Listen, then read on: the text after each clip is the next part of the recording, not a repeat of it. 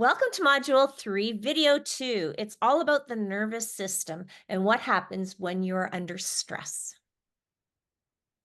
So any problem in your body can be traced back to or is worsened by stress and its impact on your nervous system. I'm going to go over a brief, simplified overview of the nervous system.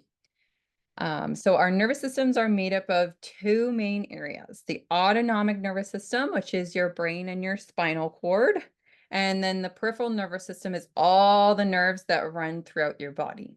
And nerves act as messengers to send signals up to your brain and then back to your body parts to spring into action when you need it. Um, for example, when you place your hand on a hot stove, it seems instant, but it is your nerves telling your brain to pull that hand away. It's to save your life. So it's important for survival to keep you safe. Imagine how that might look for someone with an over or underactive nervous system.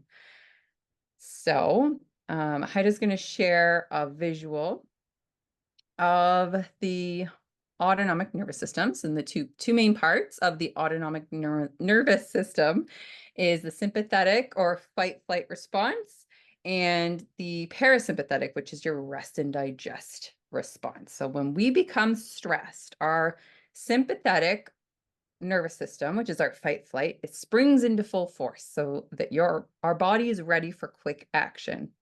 It increases your heart rate, your blood pressure, your breathing. Blood is then diverted away from your digestive system as a way to save energy. That means digestion slows or stops. This is all meant to prepare your body for fighting or fleeing, essentially. And then our parasympathetic system, which is your rest and digest system, it has one main job, and that's just to restore balance. It slows things down so the body can return to a more balanced, harmonious state. The parasympathetic nervous system is in charge of things like decreasing your heart rate, lowering your blood pressure, and enhancing digestion. And so knowing a little bit about how the body responds to stress, now imagine how remaining in a state of chronic stress might be harmful for your well-being. For one, it affects digestion. So if your body can't return to a state where it's digesting your food and things are moving through your body like they should, that can really affect the way your body operates. What you're eating and drinking not moving through efficiently affects the way that nutrients enter your body. Waste exiting your body is important too. When under stress, your body also releases cortisol. Cortisol speeds up the conversion of proteins and fats into carbs, so the body can use it for fuel for fight or flight. Increased cortisol also triggers the release of fatty acids into the blood, which can lead to more abdominal fat and suppress your immune system. And both of these things increase the risk of disease, diabetes, high blood pressure, and stroke. When the stress response stays on with no time to return to a more balanced state, so when you're experiencing chronic stress, then your immune system can become compromised.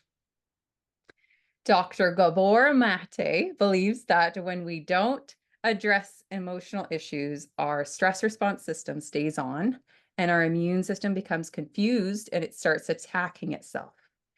Chronic stress can lead to health issues. So if you think about how important it is for your nervous system to be working in a regulated way and all the things in your body that are affected by how the nervous system responds to stress, you realize just how important it is to pay attention to your stress levels and make it a priority to reduce them. It's important to not only figure out a way to manage stress levels, there's always going to be some degree of stress in your life. It's important to find ways to reduce the impact that stress has on your nervous system and our body and our mind through self-care. Dr. Stephen Porges talks about something called neuroception. This term is used to describe the way our body detects danger or safety in the environment. It's outside of our awareness and it happens what seems like automatically. Our brains are scanning for signals of threat and safety without us even asking it to do that. Neuroception helps us detect danger so that we can act quickly for survival. When we're under a lot of stress, our neuroception is on hyper alert and our brains may be extremely sensitive to signals that may overperceive threat and danger. This now comes to a point for everybody to take that journal out again and reflect a little bit. And so here are our questions just to stimulate that reflection. What do you want to remember about your nervous system's response to stress? Do you notice any effects of stress? Are you currently feeling balanced or stressed? And think about why that might be.